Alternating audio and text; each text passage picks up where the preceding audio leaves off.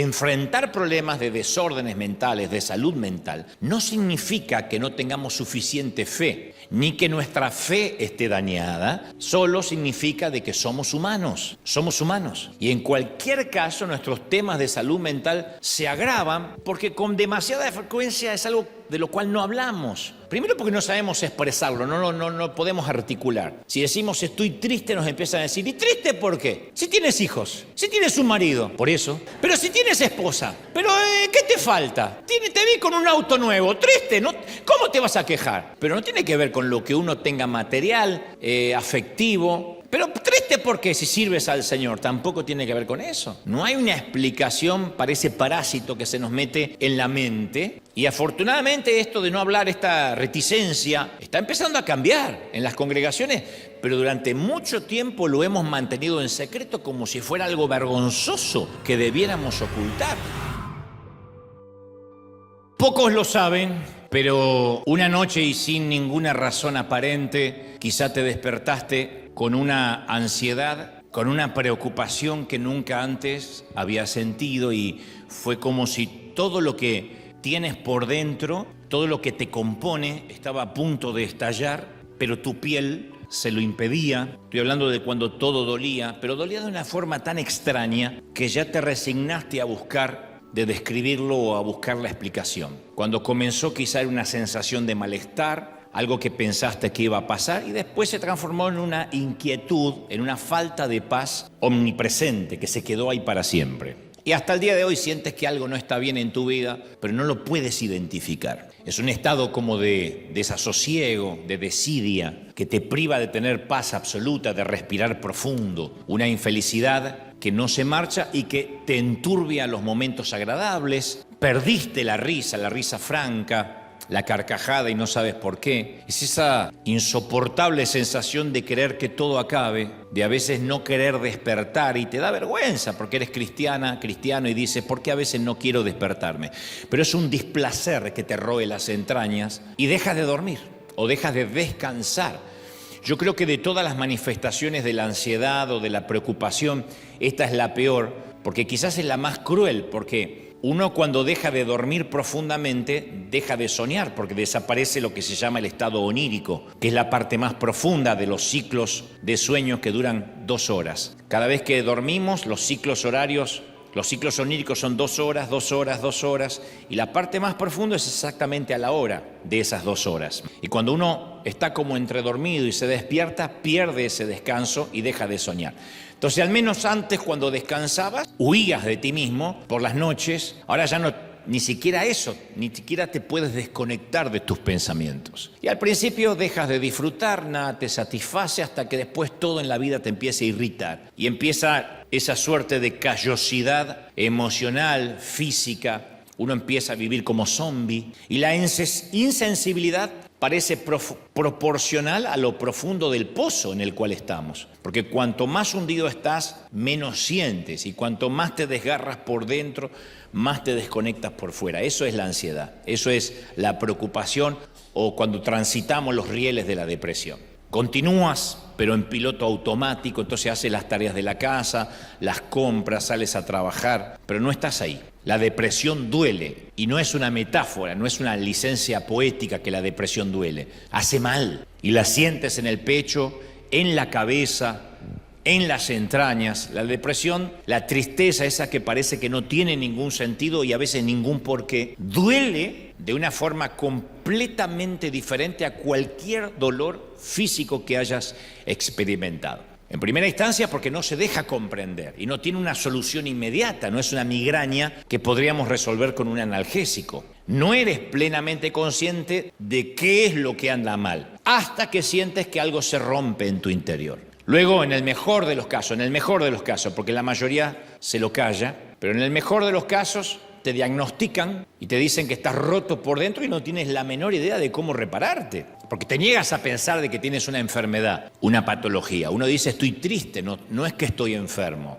pero la tienes la patología, tienes los síntomas y no se soluciona con un par de suturas. Entonces, ¿cómo reparas algo que sabes que está dañado, pero no sabes cómo está dañado ni en dónde lo está? Entonces, la depresión es estar condenado a vivir contigo mismo cuando tú mismo eres tu propio enemigo. Es un camino a través de la oscuridad. La depresión es un asesino silencioso. Yo siempre le digo que es un parásito del corazón, porque nos va drenando, nos va minando el alma, nos va cincelando las ganas de vivir. Deprimir significa hacer algo más pequeño de lo que es. De manera técnica eso es deprimir. Hay un momento en que solo deseas una noche entera de sueño sin interrupciones y que por la mañana fundamentalmente tenga deseos de vivir como lo fue alguna vez, el deseo de saltar de la cama y de decir, bueno, hoy empieza otra aventura nueva. Hoy puede ser un gran día, como dice la canción del Nano Serrat, ¿no? Duro con él. Hay momentos que uno quiere levantarse y decir, hoy va a ser un gran día. Entonces la depresión es una condición humana que no respeta la estatura espiritual de nadie. No es que hay ciertas personas que porque sirven al Señor o predican o supuestamente están más ungidos no pasan por esos valles de sombras. Yo estaba leyendo que según el Instituto Nacional de la Salud Mental, los trastornos mentales están alcanzando niveles epidémicos como nunca antes. Y eso no se resuelve con ejercicios de respiración profunda. Si bien ayuda, no resuelve una depresión o un estado anímico que está por el suelo. Y mucho menos se resuelve con velas aromáticas para el estrés. Eso sería como salir a la guerra armado con un tenedor, ¿no? No nos va a resolver nada. La ansiedad es una inquietud del alma que no cesa. Hay gente acá que dice, yo siento eso, un malestar, una intranquilidad, es una suspicacia. Y si hay días soleados, decimos, bueno, es un pequeño respiro, es una tregua, es un armisticio. Si me está yendo bien, es un respiro para continuar. Es como lo tomamos como un claro en medio de la jungla, pero sabemos que mañana la jungla continúa. Es la pregunta de, ¿y qué tal si? ¿Y podría pasar tal cosa? Esas son las frases que nos atormentan. Eso grafica lo que es la ansiedad, las hipótesis, lo que podría pasar. Entonces, es un temor que circula en el campo de la posibilidad, de cosas que no ocurrieron todavía. Es un temor, pero que se hace tirano y toma rehén a nuestra imaginación. Es el espejo borroso del quizá, tal vez pase esto. Entonces la ansiedad y el miedo son primos, pero no son idénticos, porque el miedo ve una amenaza. La ansiedad se imagina la amenaza y te roba la paz. Diré esto otra vez, el miedo ve la amenaza, la identifica. La ansiedad se imagina que podría haber una amenaza y esos monstruos no invitados invaden nuestra mente hasta que toman el control y plantan bandera. Temores ilógicos a veces, improbables, inexplicables, pero ahí están asentados. Hace algunos años un amigo mío, quien además es un predicador famoso, entre otras cosas, experimentó un quiebre emocional. Coincidimos en un congreso y cuando fuimos a cenar, luego de que terminó la reunión, comenzó a hablarme con honestidad de sus problemas personales y de lo que luego él describiría como un colapso emocional. Él dijo, toqué fondo y también dijo algo como, estoy en off, literalmente me quedé sin baterías, estoy sin carga, siento como que no tengo fuerza para continuar. Yo sé que hablar de estos temas no es fácil para nadie porque sobre todo si uno está constantemente bajo el escrutinio público, porque la gente que empieza a transitar la tristeza y nadie lo conoce demasiado, o nadie la conoce demasiado, no tiene que dar explicaciones y mucho menos tiene que fingir. Así que yo pude percibir lo incómodo que era para él estar en un puesto de liderazgo tan exigente, tan expuesto, y necesitar ayuda con sus propios conflictos internos. Y celebré que me abriera el corazón, aunque no en su totalidad, pero me dijo, estoy colapsado. Nadie se dio cuenta esa noche de lo que estaba pasando, a menos que él me lo hubiese contado, yo tampoco lo hubiese percibido. Porque él continuaba realizando sus tareas como siempre había hecho, seguía recibiendo invitaciones de todo el mundo y por fuera todo parecía excelente, bien encaminado, enfocado. Por dentro el hombre estaba aterrorizado, no podía entender la sensación de pánico, no querer quedarse solo en la habitación del hotel, una tristeza irracional que lo agobiaba. Decía, nosotros somos privilegiados porque podemos hablarle a la gente, Dios nos prestó los oídos del gentío y sin embargo no tenemos derecho, no tengo derecho a sentirme como me siento. Él padecía de una ansiedad crónica, intentaba no ahogarse en esa depresión y estaba a punto de llegar al agotamiento extremo de largarlo todo. Ya se había tomado varios sabáticos en el afán de recargar las baterías, pero decía, no puedo más. Insisto, por fuera parecía estar todo bien, pero por dentro era demasiado y él no estaba seguro si iba a poder seguir adelante. Y me dijo que muchas mañanas no quería levantarse de la cama. La frase que usó es, hay días que no quiero salir debajo de la manta, no quiero. y que tomaba pastillas para dormir durante 15 horas seguidas para tratar de entumecer la mente y no tener que pensar. Me dio mucha pena, me dio mucho dolor porque uno no sabe qué decir. Pero después empecé un poco a hurgar, a investigar y me di cuenta que la situación de mi amigo no es única. La estadística dice que el 21% de los adultos, es muchísimo, 21% de los adultos padecen algún tipo de desorden mental. Cuando yo digo desorden mental no es de estar loco, ni mucho menos estar endemoniado. El desorden mental es eso, un desorden. Cambian las prioridades. Los especialistas no van a tolerar que yo diga esto, pero en palabras simples, mi mamá lo explicaría así. Es como sacudir la cabeza y se mezclan los condimentos, ¿no? Se mezclan las sales. Ansiedad, depresión, trauma, como hablamos el domingo pasado, trastornos bipolares, ciclotimia. Entonces la depresión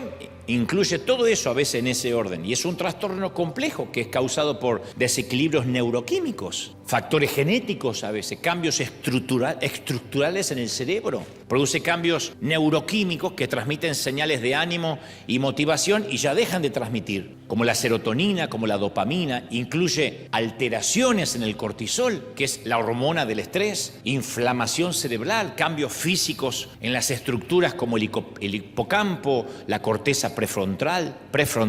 Entonces uno empieza a tener todo un desorden orgánico, neuroquímico. Torpemente yo era de los que creía que este tipo de patología solo afectaba a quienes no eran muy espirituales, a cristianos que no eran reales. Uno decía, bueno, es que no está convertido de verdad, si no, no podría estar pasando eso. Y cuando este amigo, que me consta que Dios usa y sigue usando de manera magnífica, me relataba su lucha interior, me di cuenta que su colapso emocional no era una señal de fracaso espiritual necesariamente, sino la confirmación de que es un ser humano imperfecto, que los problemas de salud mental no tienen que ver con una debilidad espiritual. Más bien son afecciones semejantes a la diabetes, a las arritmias cardíacas, la hipertensión, las fracturas óseas, que cuando alguien dice tengo diabetes, uno no dice tienes necesariamente un demonio. O cuando uno dice me fracturé el fémur, uno no dice es un espíritu. Pero cuando alguien dice tengo un desorden mental, inmediatamente pensamos que eso es un terreno espiritual. Y no, también es un terreno clínico.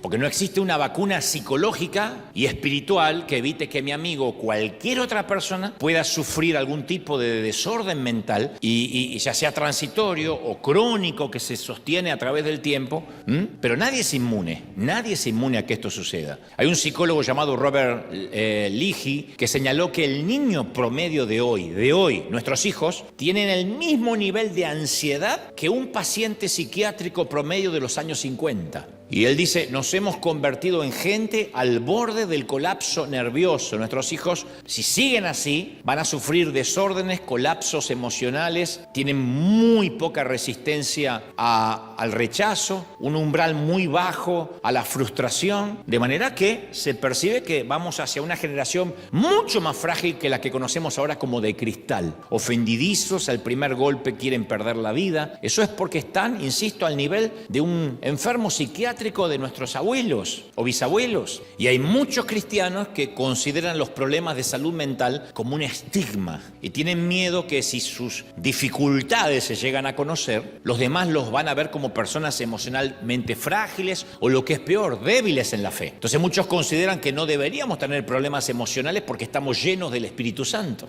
Si el Espíritu Santo nos llena, ¿cómo vamos a tener un desorden mental? Entonces hay algunas iglesias, creo que una gran mayoría, que hasta afirman, sostienen que hay algún tipo de pecado que debemos confesar y que cuando lo hagamos dejaremos de sentirnos ansiosos, deprimidos, abrumados o agotados. Y como digo siempre, a lo que nos sucede a veces nos agregan la cuota helada de la culpa. Empezar a buscar qué pecado no confesé. Y esto hace a menudo que quienes padecen estos síntomas se sientan aislados, avergonzados, sin apoyo, porque no es un tema que se predica mucho tampoco. En todo caso, dice el que tiene algún tema de tristeza, pase al altar que vamos a orar, como si fuera ósmosis, magia, y eso no ocurre. Pero insisto, enfrentar problemas de desórdenes mentales, de salud mental, no significa que no tengamos suficiente fe, ni que nuestra fe esté dañada, solo significa de que somos humanos.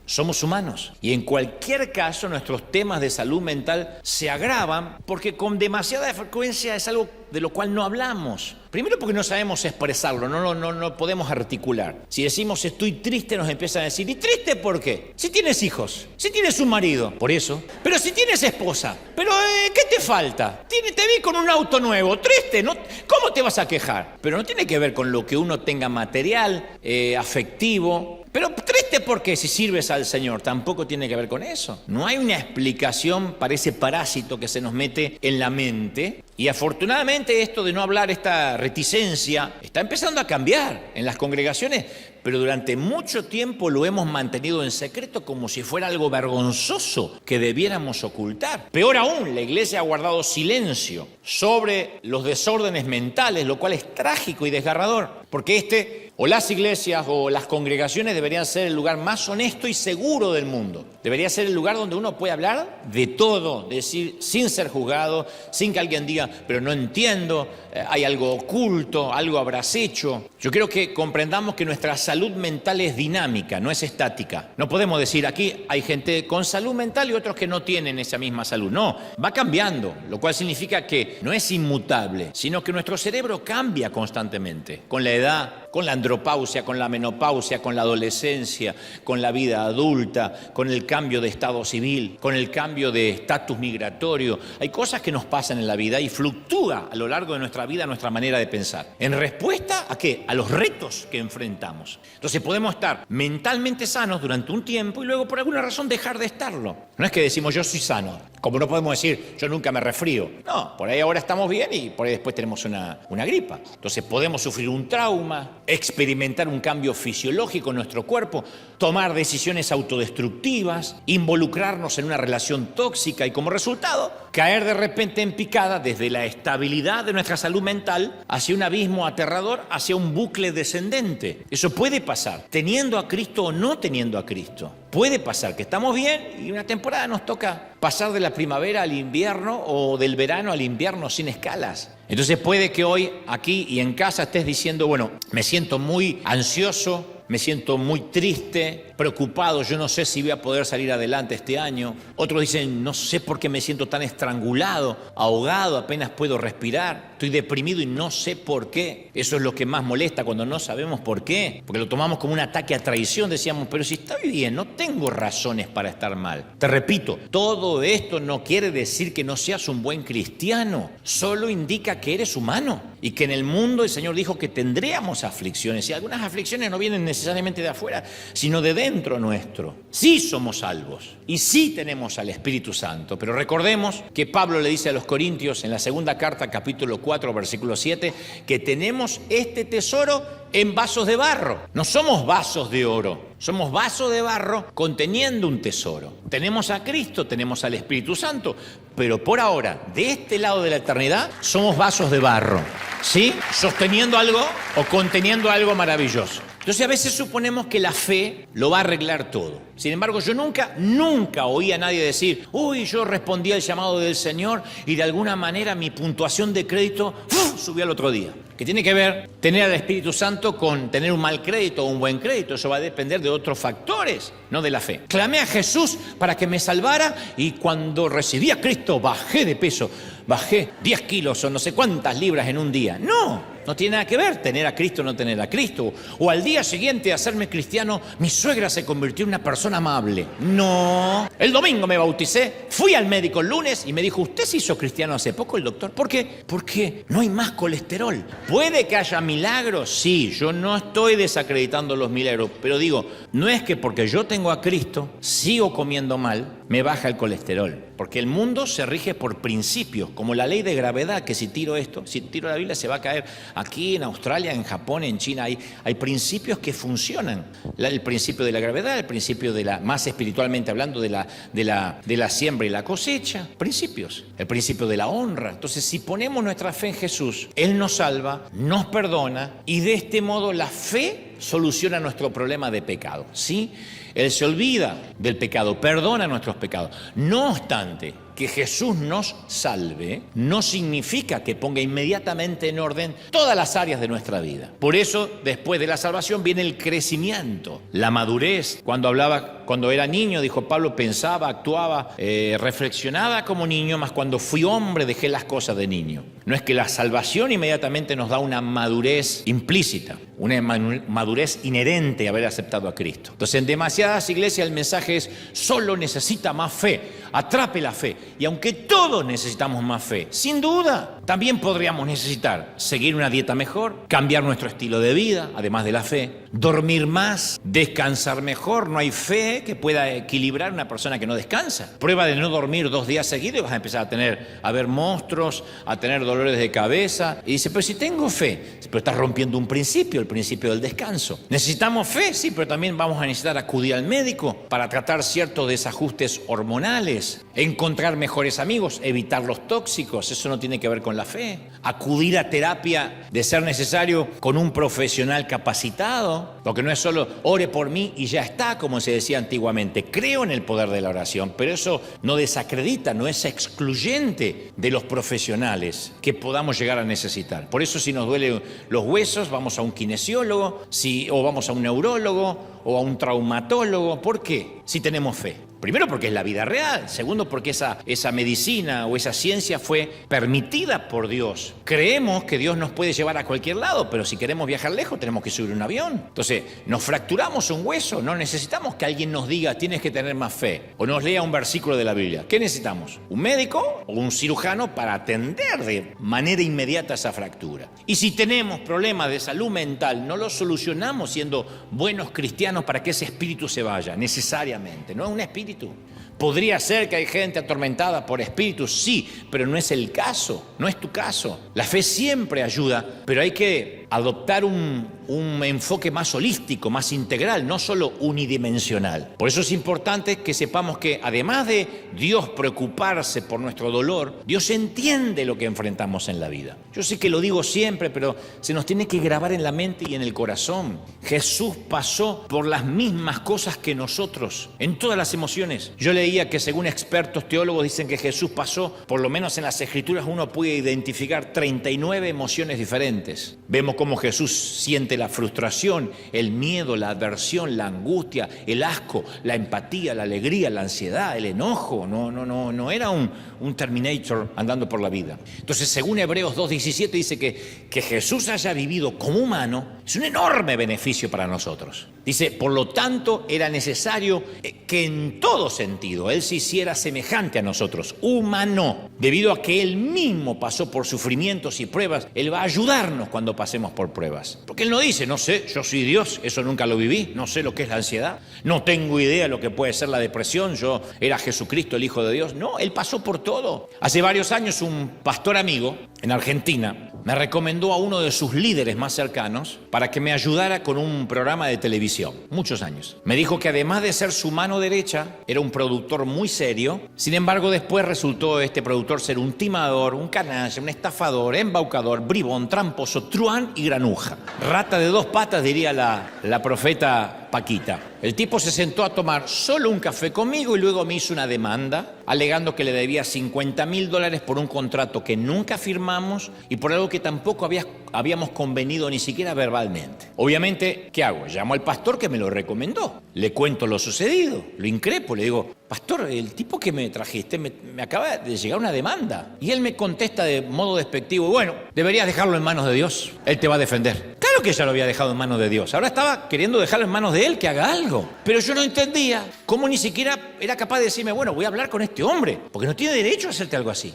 Pero no puede ser si yo mismo te lo recomendé, me está haciendo quedar mal. No. Él dijo, no sé, bueno, ustedes sabrán los negocios que han hecho. Le digo, no hicimos ningún negocio, tomamos un café. Apareció un año después con una demanda. Me dice que trabajó para mí 1 año cuando yo no lo vi nunca y nunca lo contraté. No sé, me decía. Y antes que me fuera, me disparó un versículo de la Biblia. Dije, me disparó de manera intencional, me disparó. Porque cuando alguien nos cita un versículo bíblico, generalmente debería ser para animarnos, para edificarnos. Sin embargo, cuando nos disparan un versículo, lo sentimos como una agresión, como una provocación. Me dijo, mi viejo recuerda lo que dice Santiago, Tened por sumo gozo cuando os halléis en diversas pruebas.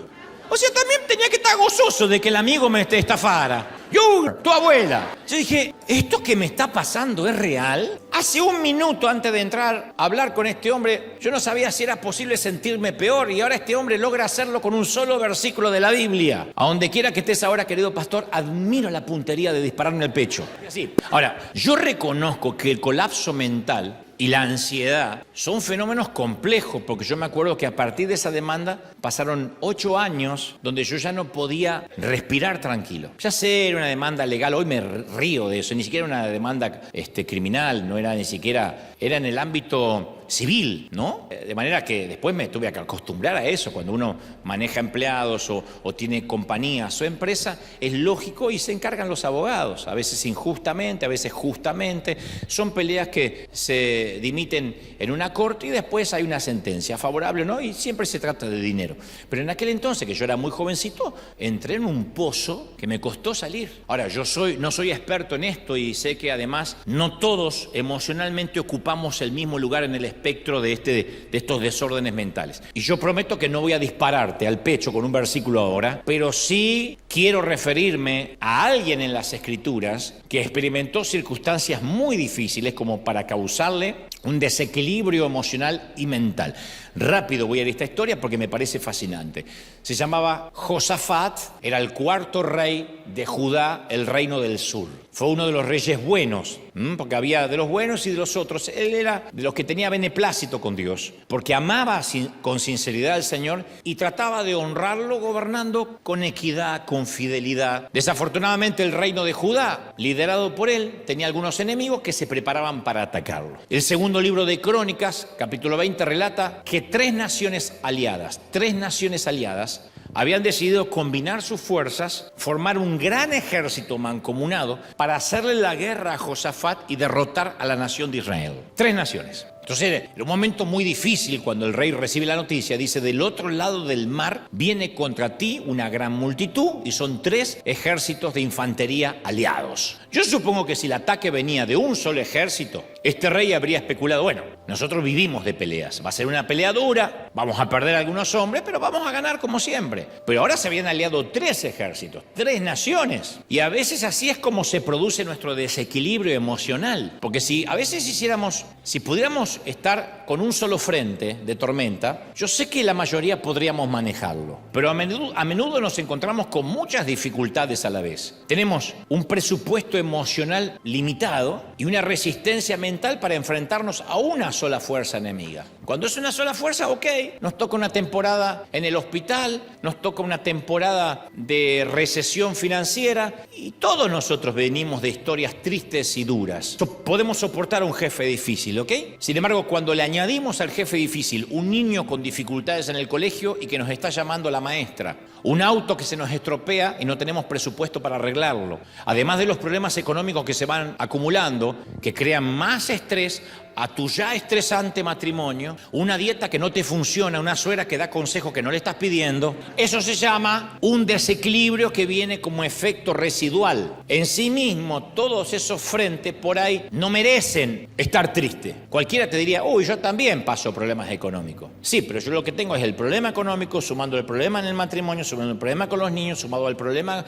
con los papeles, y se nos va sumando. Y para empeorar, hay muchos cristianos que nos dicen, si entregaste tu vida a Jesús, no deberías tener ansiedad, deberías estar lleno de paz y alegría. Y yo quiero detenerme aquí y reconocer algo fundamental. Otra vez, la ansiedad, la depresión, la tristeza no son un pecado. Parece una bobería aclarar esto, pero por Dios, no son un pecado. Pues el resultado del pecado, sí, como la diabetes, como el cáncer, pero no es un pecado en sí mismo. Porque Jesús nunca pecó, pero experimentó todo eso. ¿Recuerdas cuando estaba en el huerto de Getsemaní? Sabía que lo iban a traicionar, que lo iban a torturar físicamente, que lo iban a crucificar, que cargaría con los pecados del mundo. Y su respuesta no fue quedarse de pie en el huerto y cantar, esta alegría que yo siento en mi ser, es el poder de Dios. No cantó eso. No, se postró rostro en tierra, angustiado y lloró. El Hijo de Dios lloró. Esas son señales inequívocas de ansiedad en un adulto. Ahora un niño, bueno, tiene 33 años y llora como un chico. ¿Cuál era el estado anímico de Jesús? ¿Una paz total? No, No, en absoluto. La Biblia afirma que estaba en tal agonía, hay una versión que dice en tal depresión anímica, en su espíritu, que su sudor caía en tierra como grandes gotas de sangre. Y hay de los que dicen que es una metáfora y hay de médicos, teólogos que dicen no, literalmente cuando estamos bajo mucha presión, nuestros vasos capilares podrían estallar y literalmente sudar sangre. Lo que sea, no describe un Jesús desbordando alegría. Una agonía que lo hacía sudar sangre. Entonces la ansiedad no es pecado, es una señal de alarma. Estamos conduciendo y parpadea una luz roja en el tablero del automóvil. No significa de que el auto esté haciendo necesariamente algo malo. Esa luz intermitente es una señal de alerta que de algún modo interno tenemos que resolver. Porque hay un problema que no podemos ver y que nos lo está diciendo. Entonces cuando se enciende esa luz roja, no escondemos el auto en el garage con la esperanza que nadie note que el auto tiene un problema. No, lo llevamos a un mecánico o un experto en descubrir lo que significa esa luz y que eventualmente sabe cómo arreglar el desperfecto. Bueno, del mismo modo, desde una perspectiva espiritual, la ansiedad, la preocupación, la tristeza no es un pecado, es una señal de alerta sobre tres cosas básicas que deberíamos saber. Acá donde yo me cuido de no estar disparándote un versículo, pero yo lo pasé, lo atravesé varias veces y no dudo que tenga que volver a atravesar esos valles de tristeza. Y hay tres cosas básicas que uno puede hacer, que las hizo Josafat y que son sanadoras, extraordinariamente efectivas. Porque yo no te diría algo que no podrías dislucidar o aplicar. Esto es muy aplicable, muy utilitario, muy práctico. Número uno, aunque parezca un consejo obvio, cuando uno se siente así, es tiempo de orar. Yo sé lo que están sintiendo. Ok, nos estás mandando a orar. Es tiempo de orar de verdad, porque la ansiedad es señal de que es tiempo de orar, pero ya no solo por los alimentos. Señor, bendice este burrito al pastor en el nombre de Jesús. Amén. No así. No es tiempo de orar un poquito antes de encender Netflix, ni orar, ni esperar una vez al año en la mesa de acción de gracias. Es tiempo de orar de verdad. Es exactamente lo que hizo el rey Josafat.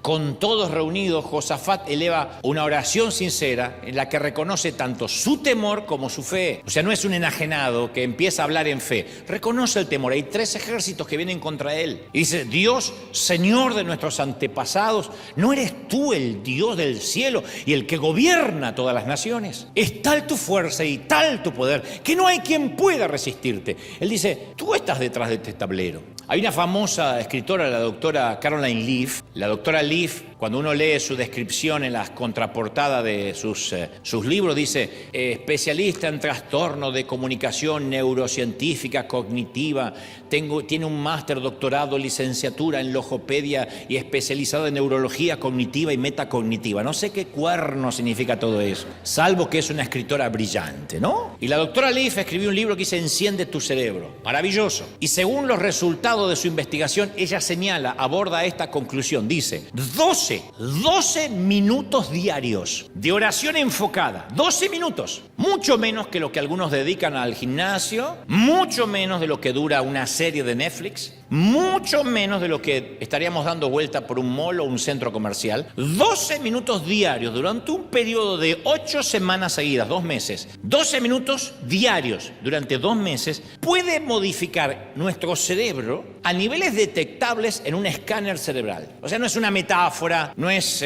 algo espiritual que no se pueda palpar. En un escáner cerebral se puede ver cómo el cerebro va creando nuevas sinapsis, nuevas conexiones. Impresionante. O sea, la oración no solo toca el corazón de Dios, sino que también científicamente cambia la bioquímica de nuestro cerebro. La cambia. 12 minutos al día de oración enfocada logran una transformación real de la mente. No metafórica, real. Entonces la investigación de la doctora Leaf confirma lo que se nos dice en Romanos 12:2. No se amolden al mundo actual, sino que sean transformados mediante ¿qué? Mediante la renovación de la mente. Claro, no es una licencia poética. La mente se renueva con 12 minutos diarios. ¿Por qué son 12 y no son 11 o 10 o 15? No sé. Hablen con la doctora Leaf. Lo que yo sé es, mirá lo que hace 12 minutos. Imagínate lo que puede hacer más. Ahora, sabemos que Dios no solo le dio a Pablo una metáfora, sino que la oración de verdad renueva nuestra mente, la cambia nuestra manera de pensar, altera nuestros engramas mentales. Nuestra neurogénesis nunca se detiene, pero ahora va creando nuevas conexiones cerebrales que no teníamos antes. La ciencia habla de lo que llama la neuroplasticidad, que es la capacidad del cerebro para cambiar a cualquier edad, adaptarse, reorganizarse mediante la modificación de sus conexiones sinápticas. No es que uno dice, yo ya pienso así, a mí no me cambia más nadie. Ese es terco, no es que no le funcione el cerebro. Lo tiene sin estrenar, pero porque quiere, por opción. Entonces, como una vez te dije en el mensaje Surcos, en esencia, cuanto más pensamos en algo, más fácil nos resulta volver a ese pensamiento. Entonces vamos creando una vía neuronal como un patrón mental. Es como la pornografía, cuando volvemos y volvemos y volvemos, se crea un patrón, un surco, como los traumas, como los malos pensamientos, como las tristezas. Entonces en nuestro cerebro hay una pequeña parte con forma de almendra llamada amígdala. Y esa amígdala hace el trabajo para la cual Dios la creó. Activa la liberación de adrenalina, aumenta el ritmo cardíaco, eleva la presión arterial, dispara los niveles de cortisol, lo que a su vez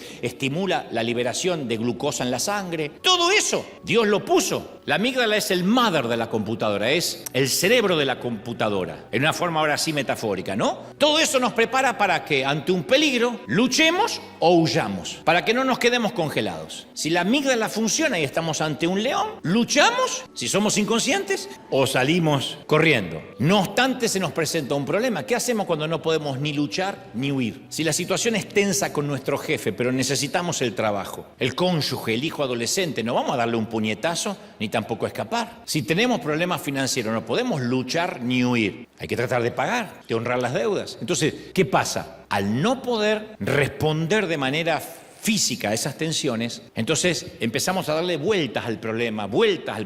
Entonces la adrenalina y el cortisol dan vueltas por nuestro torrente sanguíneo como señoras con una tarjeta de crédito en el centro comercial. Damos vueltas. Y darle vueltas al asunto es una puerta a la tristeza. Ese es el núcleo del problema. Job 3:25 declara la triste, célebremente frase, lo que más me temía me sobrevino. Tanto temerle al final me sobrevino. De allí puede que se desprenda la famosa ley de Murphy: si algo va a salir mal, seguro que saldrá mal. Pero dijo Job, lo que tanto me temí, tanto temor, y al final me vino todo lo que temí. Se ve que todo eso que pasó Job, en algún momento él lo tenía en hipótesis. ¿Y qué tal si pierdo mis hijos? ¿Y qué tal si un día pierdo el ganado? ¿Y qué tal un día si mi esposa me da una patada? Todo eso le pasó. Entonces, como el cerebro se reorganiza alrededor de cada pensamiento, al tener con frecuencia pensamientos que causan miedo, estamos entrenándolo para enfocarse en lo negativo. La depresión entrena al cerebro para que todo salga mal. Vas a una fiesta y dices, no, seguramente alguien va a tener el mismo vestido que yo, me voy a encontrar con mi cuñada y va a sacar ese tema que no. Y va a pasar todo eso, porque la fe funciona para adelante y para atrás. Uno puede tener fe en que las cosas van a salir bien y fe en que las cosas van a salir mal. Es un mecanismo casi natural. Es natural pensar en lo que podría ir mal. Entonces, ¿cómo lo combatimos si es natural? ¿Cómo nos defendemos de la ansiedad que nos ahoga? Bueno, insisto, la solución es comunicar con Dios, comunicarnos, orar. La ansiedad es algo natural, la oración es sobrenatural. La ansiedad es natural, la oración es sobrenatural. Lo diré otra vez, la oración es sobrenatural. ¿Sí? ¿Qué hace la oración sobrenatural? Rompe el ciclo de la preocupación, lo rompe, porque sobrenaturalmente rompe todos nuestros argumentos, nuestros guiones que nos escribimos. Entonces uno tiene que fijar los pensamientos en todo lo que es verdadero, todo lo honorable, todo lo justo, todo lo puro, todo lo bello, todo lo admirable. En esto pensad, en eso. Si pensamos en lo negativo, le damos fuerza a esa palabra, le damos fuerza a lo que el enemigo nos está diciendo. Entonces la oración que hace rompe el ciclo, primero porque toca el corazón de Dios, pero también, insisto, cambia la bioquímica de nuestro cerebro. ¿Cuál es el gran negocio de los terapeutas? Muy raro que un terapeuta hable mucho. Pagas una fortuna, te sientas en el diván y te dice, empiézame a contar de su madre. Bueno, mi madre era así, Repita eso que dijo. No, que mi madre era un poco loca. ¿Qué le hace sentir eso? Bueno, mi madre era, pero tampoco la estoy culpando. Espere. ¿Por qué no la está culpando? Me interesa esa frase, anotemos. ¿Por qué no la está culpando? Bueno, continuamos mañana. Ahora, no estoy desacreditando el trabajo de los terapeutas. Lo que digo es que la mayoría de las soluciones la encontramos hablando, articulando. Cuando ponemos lo que pasa en el cerebro en palabras, a veces nos damos cuenta que no es tan grande lo que veíamos, el monstruo que imaginamos, o nos damos cuenta que sí es grande. De repente nos damos cuenta, ¡guau, caramba, esto fue un abuso! Cuando está en la mente podemos decir, eso no pasó, no me acuerdo, no quiero pensar. Cuando lo ponemos en palabras decimos, wow, caramba, fue un abuso. O no lo fue. Articular. Y estoy hablando con un terapeuta. Imagínate lo que pasa cuando uno habla con Dios, que además tiene la guía del Espíritu Santo que nos enseña cómo orar. Y nos dice, vamos a hablar de esto. Y nos empieza a dar respuesta. Y en nuestras propias palabras empezamos a ver cuánto sí tenemos. Tenemos más para agradecer que lo que nos está faltando, por lo cual nos quejamos. Entonces, el orar, a priori, hace que articulemos lo que nos está pasando y que hablemos con Dios. No con un terapeuta que no nos va a dar el alta nunca. Dios quiere darnos el alta.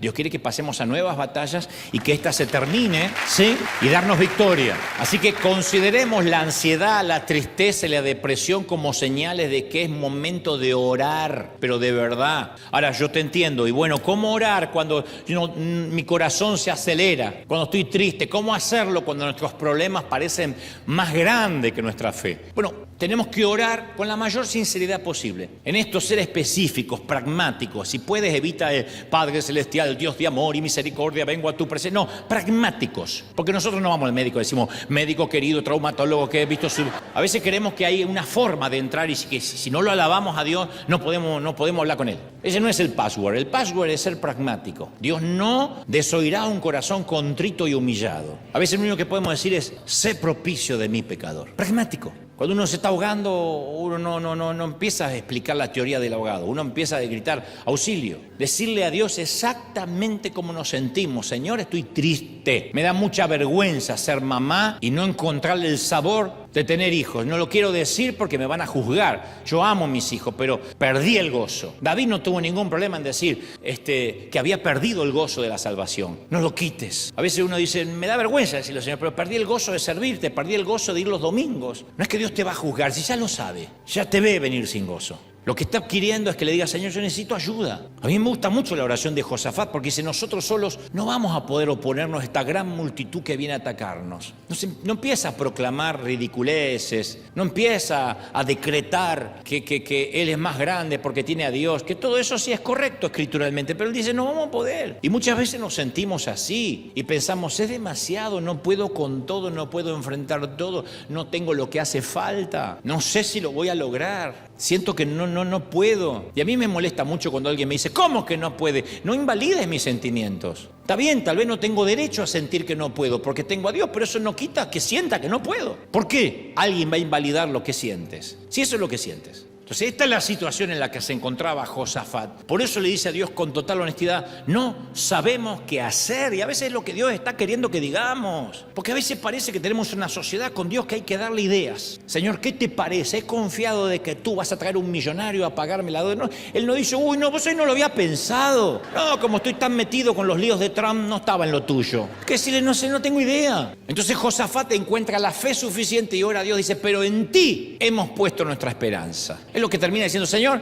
yo pongo tu esperanza en ti. ¿Cómo lo vas a hacer? No tengo la menor idea. Entonces, esta es nuestra oración cuando uno no sabe qué hacer. No sé qué hacer. No hay que confesar, no hay que declarar en fe, hay que decir, no sé qué hacer. ¿Y quién en estado de tristeza no puede llenar 12 minutos diarios diciendo no sé qué hacer, estoy triste, aunque sean todas lamentaciones? Hay un libro entero que se llama Las lamentaciones del profeta llorón, Jeremías. Le decían el profeta llorón. En 1 de Pedro 5:7 se nos dice, depositen en él toda ansiedad, porque él cuida de ustedes. Toda la ansiedad. Un abogado se ofende si lo quieres ayudar a cómo tiene que defenderte el caso. Dice, ¿soy yo el abogado o es usted? Un médico se ofende si te quieres autodiagnosticar delante de él. Y Dios también se ofende cuando le queremos dar ideas. Señor, no sé qué hacer. Entonces orar de verdad y decirle, no sé qué hacer, estoy triste. Y seguir con lo mismo hasta que eso empiece a desaparecer, a menguar. Número 2, aprender a hacer una pausa. Parece otro consejo casi infantil, obvio. En cualquier test de personalidad para la evaluación de fortalezas personales, yo debo ser pragmático y activista, siempre. La gente que es como yo, vivimos bajo el axioma, y no te quedes ahí parado, hagamos algo, lo que sea, pero hagamos. Somos más pésimos escuchadores y más realizadores, queremos resolver. Es una inclinación natural de los que son como yo de hacer. Y aunque a veces parece un rasgo admirable, también puede ser un gran problema, porque yo he aprendido que no siempre es el mejor plan hacer, sino ser. Porque después de orar, y sobre todo cuando nos enfrentamos al monstruo de la tristeza o de la ansiedad, siempre es necesario la pausa mental. La pausa mental, ay, cómo nos cuesta. ¿Qué es lo que hicieron los israelitas? Un profeta que estaba allí se levanta cuando Josafat está diciendo, no sabemos qué hacer. Y en 2 de Crónicas 20:17 el profeta dice, no tengan miedo ni se acobarden cuando vean esos 3 ejércitos aliados, paraos, estad quietos y ve la salvación de Jehová. No es de ustedes la batalla, es mía, dice Dios. Paraos, estad quietos, no hagas nada, quieto, quieto, pausa, pausa. Me pregunto si eso es lo que Dios quiere que confesemos. No tengamos miedo, estemos quietos, no hagamos nada, quietos. Hay momentos que no hay que hacer nada. Y yo sé que parece, bueno, pero siento como que si no hago nada, Dios me va a ver como una actitud de desidia, de vagancia. No, esta batalla mental no es nuestra, es de Él, nos dice. Yo voy a pelear esta batalla. Y Dios afirmaba que podían enfrentarse a un enemigo intimidante, incluso abrumador, porque Él estaría con ellos en la vanguardia. Ellos lo único que necesitaban es estar quietos, parados, hacer una pausa. Yo te conté un par de veces de aquella viajera que visita África y contrata un grupo de cargadores y de guías nativos y esperando hacer su viaje rápido quedó complacida por el progreso y los muchos kilómetros o millas que cubrieron durante el primer día. Sin embargo, al segundo día todos los cargadores que había empleado permanecieron sentados y se negaron a moverse y ella se sintió frustrada y le preguntó al jefe de las personas contratadas por qué no querían continuar la jornada. Y él le dijo que el primer día habían tenido que ir demasiado rápido y ahora estaban esperando que sus almas alcancen a sus cuerpos.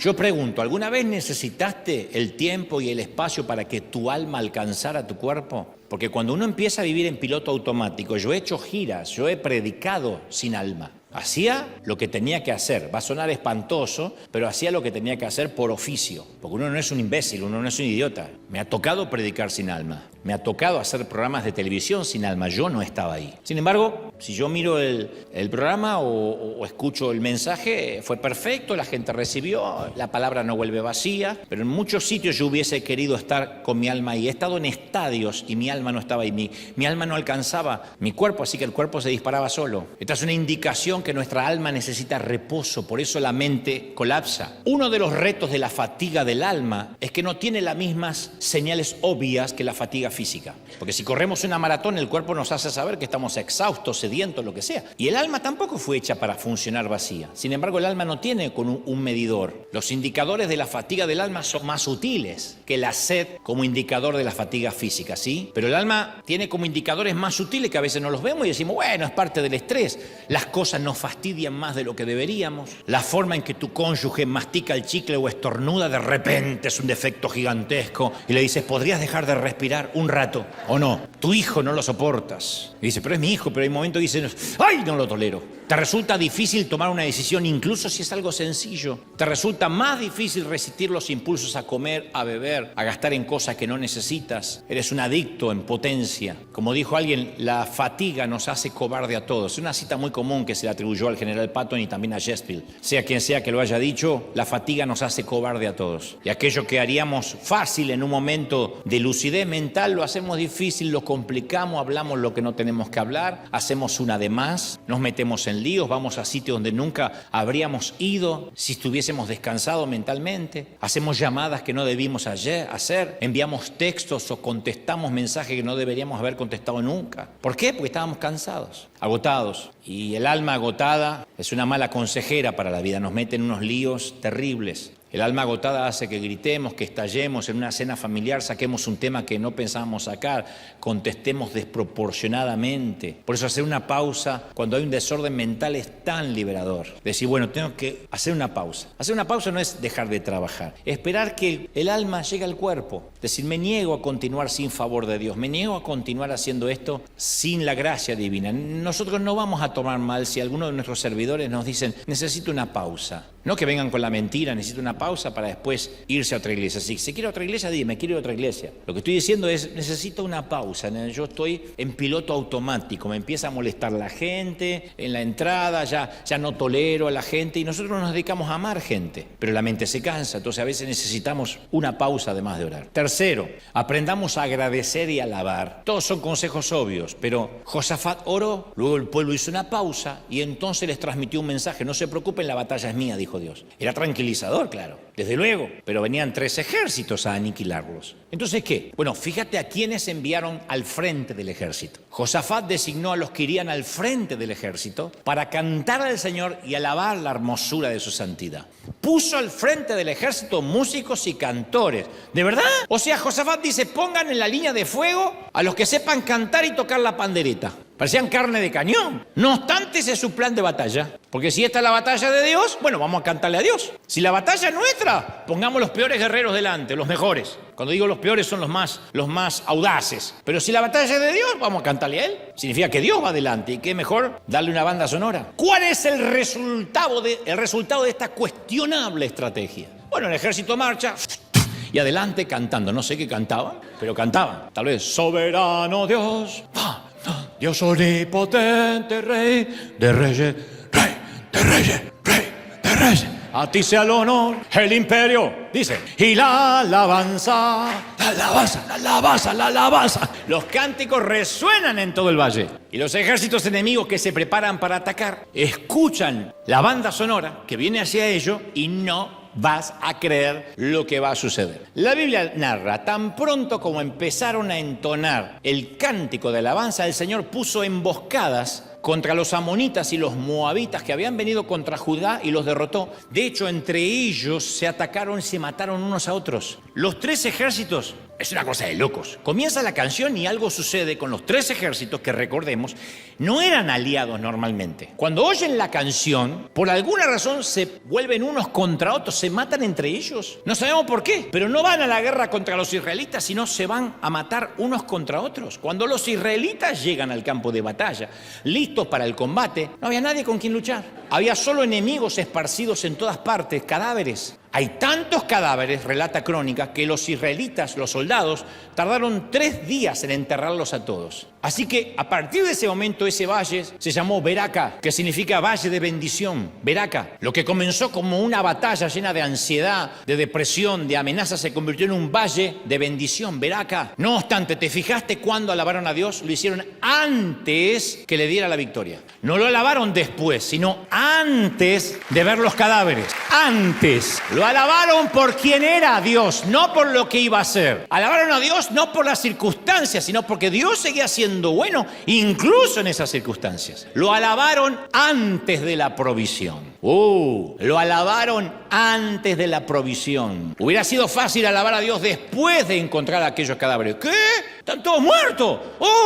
Ganamos y no tuvimos ni que luchar. Alabado sea Dios, ¿por qué no cantamos? Eso hacemos nosotros. Si Dios te salvó, si Dios te libró, alábale. ¿Y por qué no alabarle todavía cuando no te libró? Sabiendo que te va a librar, sabiendo que lo va a hacer. Dios es el mismo ayer, hoy, por los siglos, ¿o no? Del mismo modo sería fácil para nosotros alabar a Dios después que responda a nuestras oraciones, después que haga el milagro, después que sane nuestra tristeza. No obstante, ellos lo alabaron, insisto, antes de la provisión, antes. Colocaron a los cantores al frente y alabaron antes de que proveyera, antes de que hiciera algo digno de alabanza. Porque incluso en la oscuridad Dios siempre merece alabanza. Alabar a Dios es fácil cuando la ansiedad desaparece, sin embargo, hace falta fe. Cuando todavía te duele, cuando no sabes qué hacer, cuando no ves salida. Se necesita fe para alabar a Dios antes de la bendición. Josafat y los israelitas oraron, hicieron una pausa y alabaron. Todo antes de la victoria. Oraron, hicieron una pausa y alabaron. Ganaron la batalla porque confiaron en Dios y entonces, dice la Biblia, al oír las naciones de toda la tierra cómo Dios había peleado contra los enemigos de Israel, se apoderó temor en todas las naciones y el reinado de Josafat disfrutó tranquilidad y le dio paz en todas partes. Ahí está, vino la paz. Vino la tranquilidad. El Señor peleó la batalla, le dio paz y descanso. Por eso digo que es la mejor historia para cualquier desorden mental. Paz y tranquilidad. ¿No era lo que buscamos? ¿Qué hizo Josafat? Lo que podía hacer, orar, hacer una pausa y alabar. Oro, pongo la esperanza en Él. Hago una pausa para no hacer nada que meta la pata y que arruine lo que Dios quiere hacer. Y alabo porque estoy confiado en que Él va al frente, así que voy a cantarle por la victoria que va a venir.